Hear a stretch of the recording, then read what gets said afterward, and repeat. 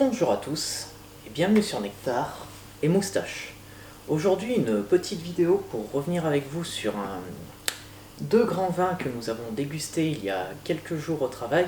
Alors comme vous voyez, la déco d'Halloween est sortie puisqu'à l'heure où j'enregistre cette vidéo, Halloween c'était il y a quelques jours. Donc voilà, Sarah a fait une belle décoration. Il y en a aussi plein de bars. Donc voilà, vidéo de saison.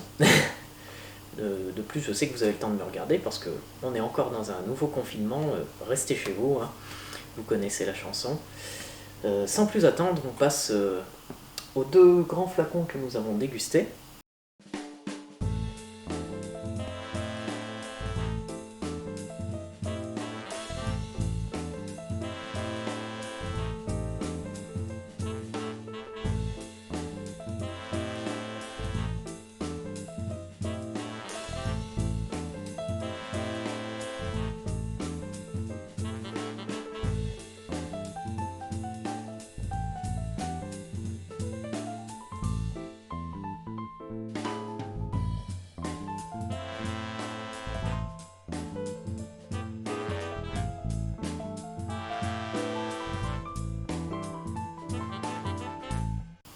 Alors aujourd'hui, je vais vous parler d'un domaine bourguignon, puisqu'il s'agit du domaine Jean-Claude Ramonet, et avec les deux cuvées que nous avons dégustées, que sont les cuvées Montbabiche. Je vais vous expliquer ce que c'est un petit peu plus en détail.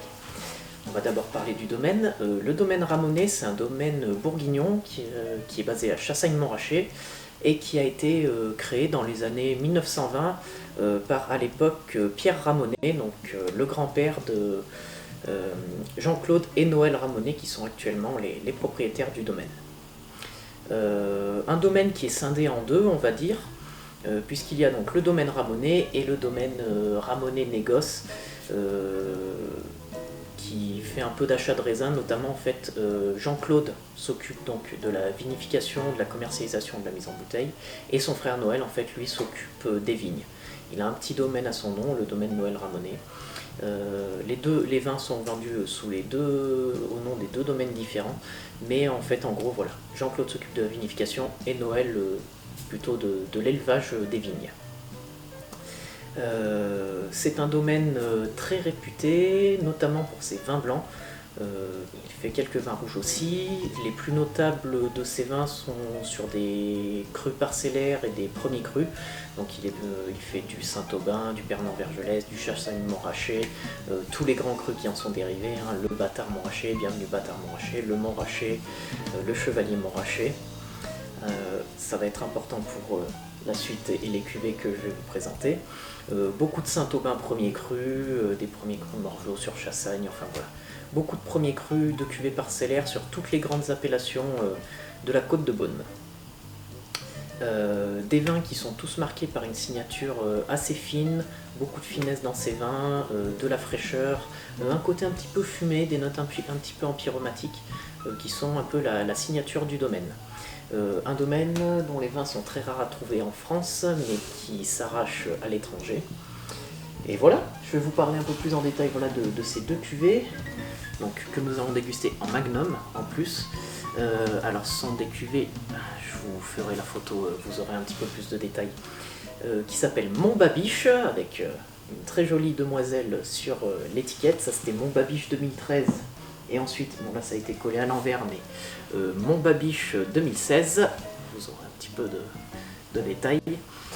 Alors ces deux vins sont deux cuvées qui ne sont pas commercialisées. Il faut aller au domaine et être ami avec les vignerons pour pouvoir les déguster. Donc je remercie encore mes employeurs d'avoir leurs accès dans tous les grands domaines de Bourgogne et de nous avoir ramené ces bouteilles au travail pour qu'on puisse les goûter. Des cuvées non commercialisées, puisqu'en fait il s'agit donc d'un assemblage des grands crus du Montrachet. Donc Montbabiche, c'est donc Montrachet, Bâtard-Montrachet, bienvenue Bâtard-Montrachet et Chevalier-Montrachet, Montbabiche.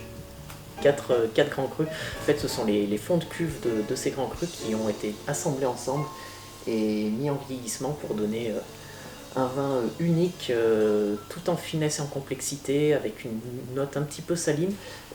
On a dégusté le 2013 puis le 2016. Moi j'ai eu un coup de cœur sur le 2013 car mes collègues ont plutôt préféré le 2016. Qui avait un petit peu plus de fraîcheur, on va dire. Moi, le 2013 avait des notes des notes un peu plus grillées, des notes de noix, de noisettes que j'ai beaucoup aimé, une pointe un peu fumée que je trouvais la signature un peu du domaine Ramonet. Et voilà, des très très très grands flacons. Euh, Là, je ne vous parlerai pas de notion de prix puisque c'est des vins qui ne sont pas commercialisés. Faites vos recherches concernant les grands crus de Montrachet, vous aurez une petite idée. Mais voilà, comme c'est des vins qui ne sont pas commercialisés, je ne vais pas me lancer sur des approximations de prix.